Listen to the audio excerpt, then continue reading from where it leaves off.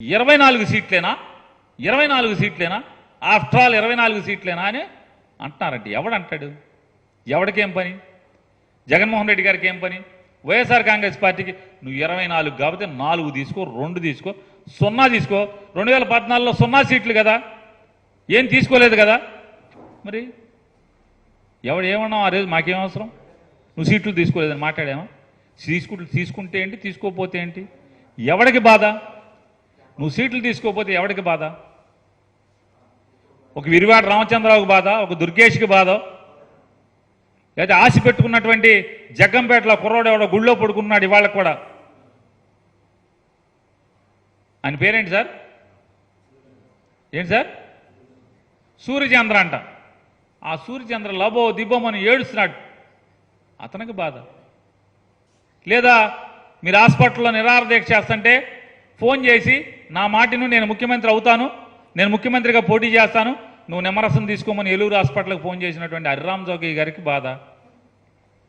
లేదా మీ పార్టీ మనుషులందరినీ కూడా పంపించి జోలపాట పాడి ముద్రగడ పద్మనాభం గారింటికి అయోధ్య వెళ్ళి వస్తాను, కాశీ వెళ్ళాక మీ ఇంటికి వస్తాను కౌర్లు చేసింది మీరు కదా. ఏమైనా ఉంటే బాధ ముద్రగడ పద్మనాభం గారికి ఉండాలి, లేదా మీ జెండా మోసే కార్యకర్తలకు ఉండాలి. ఏంట్రా మనోడు ఇంత దిగజారిపోయాడని చెప్పని, లేదా నీకు ఓటేద్దాం అనుకున్నటువంటి మన కాపులకు ఉండాలి బాధ. వైఎస్ఆర్ కాంగ్రెస్ పార్టీకి ఎందుకు బాధ? నువ్వు 24 తీసుకుంటే ఏమి తీసుకోకపోతే ఎవడికి బాధ? వామనుడు అంటున్నాడ జగన్మోహన్ రెడ్డి, నాకు జగన్ నాకు 24 సీట్లు తీసుకున్నా అని నేను అనుకుంటున్నావేమో, నేను వామనుడు లాంటోడి పొట్టోడిని అనుకుంటున్నావేమో, బలిచక్రవర్తిని తొక్కినట్టు తొక్కేస్తాడంట. అసలు బలిచక్రవర్తికి వామనుడికి ఏంటి కథ? బలిచక్రవర్తి ఒక రాక్షస రాజు. బలిచక్రవర్తి దగ్గర దానం పొందినోడు ఎవడు? విష్ణుమూర్తి వామనుడి రూపంలో వచ్చినటువంటి దశావతారాల్లో ఒక భాగమైనటువంటి విష్ణుమూర్తి వచ్చి వామనుడి రూపంలో వచ్చి దానం పొంది ఆ 3 దానాల్లో 3వ దానం కింద నెత్తి మీద కాలు పెట్టి పాతాళానికి తొక్కాడు రాక్షస రాజుని. ఇక్కడ దానం పొందింది ఎవరు? 24 సీట్లు దానం పొందింది ఎవరు? ఎవరి దగ్గర ఎవరు పొందారు? ఎవరి దగ్గర ఎవరు పొందారు? 24 సీట్లు దానం పొందిన వామనుడు నువ్వు ఎవరిని తొక్కాలి ఇప్పుడు? నీకు సీట్లు దానం చేసిన చంద్రబాబుని పాతాళానికి తొక్కుతావు ఖాయంగా. రేపు జరగబోయేది అదే, పాతాళానికి తొక్కేస్తా. ఈ సొల్లు గౌరులు ఇవన్నీ కూడా దానం వేసి పాతాళాన్ని తొక్కుతా అంటే ఎవరిని తొక్కుతావు పాతాళానికి? ఇవాళ చంద్రబాబు నాయుడు నువ్వు పాతాళానికి తొక్కితే రాబోయే రోజుల్లో ఈ రాష్ట్రంలో పేదరికం పోతుంది, పేద మధ్యతరగతి వర్గాలకి మేలు జరుగుతుంది. నువ్వు దానం పొంది 24 సీట్లు దానం పొందినటువంటి చంద్రబాబు నాయుడిని పాతాళానికి తొక్కేయి. దానం పొందావు వామనుడి కథలాగా చంద్రబాబు నాయుడిని పాతాళానికి తొక్కేయి.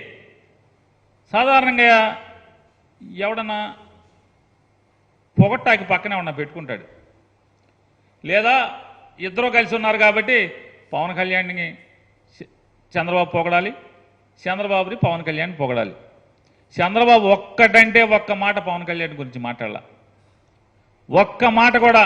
పవన్ కళ్యాణ్ ఈరుడు సూర్యుడు, నేను జైల్లోకి వెళ్తే నా పార్టీని బతికిచ్చాడు, నా చచ్చిపోయిన పార్టీని మొత్తం కకాయకమైనటువంటి మొత్తం నేను తినేసిన డబ్బులకి దొరికిపోయి జైల్లోకి వెళ్తే, రాజమండ్రి జైల్లోకి వెళ్తే అసలు మా కొడుకేమో ఢిల్లీ పారిపోయాడు, మా కార్యకర్తలు ఎవరింటో కాడి వెళ్ళిపోయారు.